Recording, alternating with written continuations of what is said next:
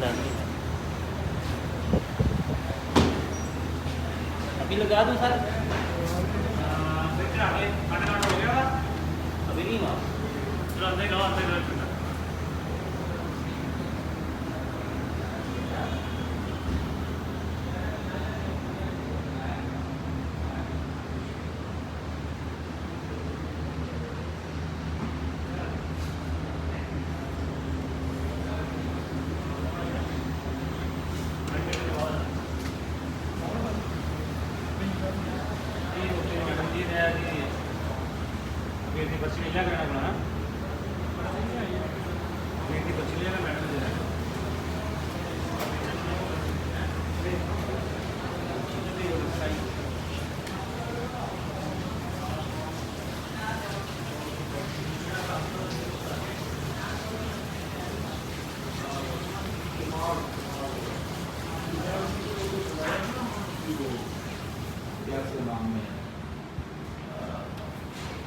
Hertz बनाया है। जी जी hertz बिल्कुल उसी में रुका था, बड़ा खूबसूरत, बहुत ही बड़ा अच्छा लगा। सही।